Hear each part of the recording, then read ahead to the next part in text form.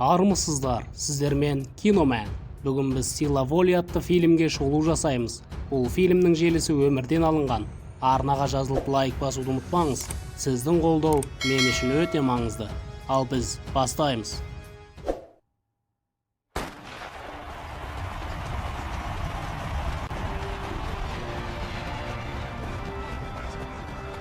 «1933 жыл, Кливленд. Джесси Оуэн есімді қара нәсілді жас жігіт универге түсіп, әке-шешесінің үйінен кетіп баратыр.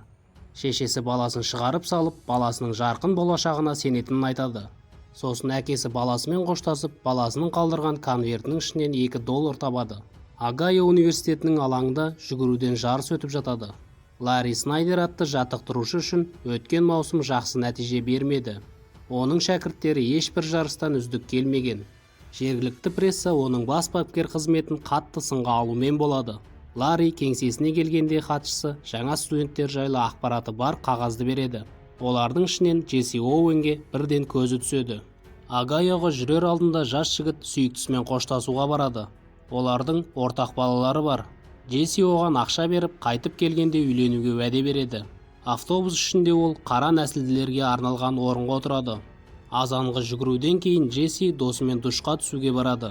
Бірақ футбол командасының жігіттері қара нәсілділер тек ақтардан кейін ғана суға түседі дейді. Қара нәсілді жігіттер бұндай әділетсіздікпен келісуге мәжбүр болады. Сол сәтте киім ауыстыру бөлмесіне кірген студент Оуэнді бас бапкер шақырып жатқанын жеткізеді. Ларри Снайдер кеңседе жігіттің ерік-жігері қаншалықты мықты екенін білгісі келеді. Жеңіс тек мықты аяқтарда ғана емес, сонымен қатар мида орналасқан. Жас жігіт оның сұрақтарына сенімді жауап береді. Ал жаттықтырушы Берлиндегі олимпиадада жеңуге дайынсың ба деп сұрайды. Оуэн Германияда қара нәсілділерді жақтырмайды дегенде, Ларри оған сендерді Америкада да жақсы көріп тұрғаны шамалы дейді. Оған қоса алдағы 28 апта бойы жігіт бос уақытында өзімен жаттығу жасайтынын жеткізеді. Нью-Йоркте Олимпиада комитеті жиын өткізеді. Ол жерде Берлиндегі Олимпиадаға бармау жөнінде сөздер жүріп жатады. Комитеттегі адамдардың жартысы бойкот жариялаудың бірден-бір себебі Германиядағы нацизмдік жүйе десе, екінші бөлігі бұл тек қауесет. Тіпті Америкада қара нәсілдерге қарым-қатынас жақсы емес дейді. Ақылдаса келе, олар тексеру мүшесін Германияға жіберуге шешім қабылдайды. Не боларын сол жерде көреміз дейді. Университет алаңында жаттықтырушы Джессиді күтіп тұрады. Джесси келген соң одан жаттықтыруды неге жіберіп жүргенін сұрайды. Жігіт жұмыс істеу керек, сол үшін жанармай бекетіне кірдім дейді. Ларри оған ашуланып барлық жаттығуға келу керек дейді. Жігіт бұндайға шыдай алмай, егер жаттығудан қалмасын десеңіз, қызымды асыраудың басқа жолын айтыңыз деп кетіп қалады. Бұл сөздер Снайдерді ойландырып тастайды. ақш инспекциясы Германияға келеді. Оны таң қалдыру үшін өте үлкен стадион салынып жатқан жерге әкеледі. Ол жер 110 мың адамға арналған. Жол бойынан шенеулік еврейлерді қысып жатқанын байқайды. Американдықты спорт клубына әкеледі. Оны Йозефпен таныстырады. Айви оларға Америка жарысқа бойкот жариялауы мүмкін екенін айтады. Оларға ойын кезінде нацистік лозунгты әр бұрыштан жаңғыртып қоймай, тынышталдырсаңдар, американдық спортшылар жарысқа келеді дейді. Жаттығу кезінде футбол командасының жігіттері қара нәсілді жігітті маймыл ұқсап қашан ағашқа шығасың деген сөздермен кемсітеді. Солай олар Джессидің бар күшін салуына жол бермейді.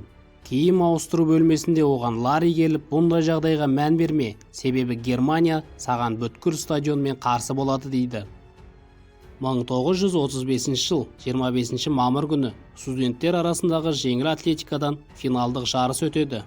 Стадиондағы расистік айқаймен қара нәсілді жігіт жарысқа дайындалып жатады. Жаттықтырушысының айтқан сөзі есіне түсіп, алдағы жарысқа ойын жинақтай алады.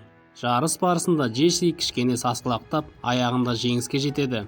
Жаттықтырушысы 9:03 секунд уақытты көрсетеді. Бұл әлемдік рекорд.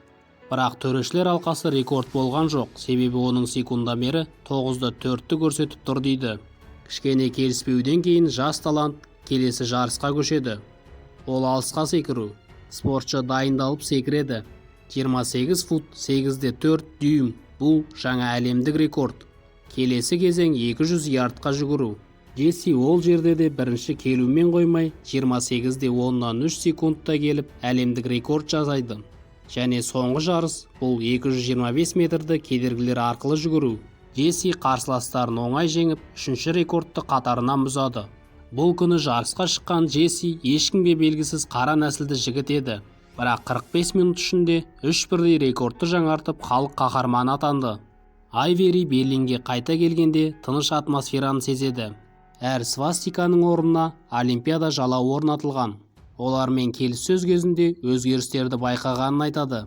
Уәде бергенде Америка бұл жарысқа келу үшін барын салатынын жеткізеді. Джесси ұлттық жарыстарда жеңісін жалғастырады. Ол әйгілі болып, тек журналистердің ғана назары емес, онымен қатар қыздардың да назарына ілігеді. Болашақ жары оның басқа біреуі бар екенін газет беттерінен көреді. Қыз оған хат жазып жібереді. Ол жерде онымен қарым-қатынасы үзілгені айтылған. Бұл оқиға спортшыға қатты әсер етеді. Келесі жарыста ынжығасы түскен Джесси өзінің басты қарсыласына жеңіледі. Ларри шәкіртіне көмектеспек болады. Оған кейін өкінбес үшін таңдау жасауын ұсынады. Жаттықтырушысы өзін мысал етеді. Жұмысы кесірінен әйелі мен қызына көңіл бөле алмағандықтан ажырасқан. Сөзінің соңында спорт некелі өмірден әлде қайда жеңіл дейді. Джесси жақсы көретін қызының жұмысына келеді. Оған үйленгісі келетінін айтып кешірім сұрайды. Қыз опасыздықты кешіре алмайтынын айтып кетуін сұрайды. Бірақ жігіт берілмейді. Қыздың жұмысы біткенше далада жаңбыр астында күтіп отырады. Оған жанында болу үшін спортын тастап, жанармай бекетінде өмір бақи жұмыс істеуге дайын екенін айтады. Сосын оған дәл қазір тұрмысқа шығуды ұсынады. Қыздың келісімін алып, неке қию үшін діни қызметкерді іздеп кетеді. Сол күні олар үйленеді. 1935 жылы 23 желтоқсанда спорт комитеті дауыс беру арқылы Американың Олимпиада ойындарына бару-бармауын шешеді. Дауыс беру алдында әр қатысушы өз ойын айтады.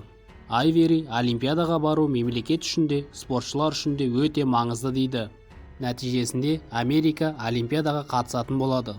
Огайодағы Джессидің үйіне қара нәсілділерді қорғау агенттігі келеді. Олар Джессиге Олимпиадаға бармай, сол жақтағы және осы жердегі жағдайларға қарсылық білдіруін сұрайды.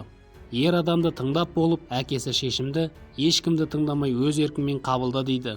Джесси 3 жаттығу бойынша іріктеуден өтеді. Сұхбат беру кезінде бір журналист одан елде қара нәсілділерді кемсітіп жатқанда Германияға қалай бармақсың деп сұрақ қояды. Бұл сұрақ жігіттің шешіміне күдік ұялатады. Үйінде ол уайымын әйеліне айтады. Егер ол жеңілсе, нацистердің басқалардан басым екенін дәлелдей түсуі мүмкін.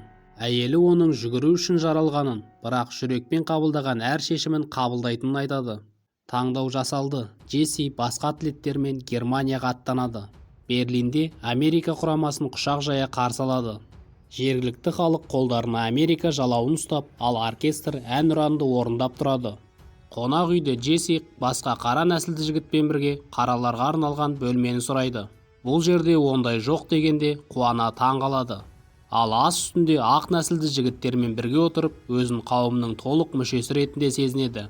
Бірінші күні Ларри жарыс алдында соңғы нұсқауларын беріп, аренаға шығарып салады. Аренаға шығып, ол өте үлкен стадионға лық толы адамдарды көреді. Сол уақытта Адольф Гитлер де орнына жайғасады. Мыңдаған жанкүйерлер оның атын ұран етіп қарсы алады.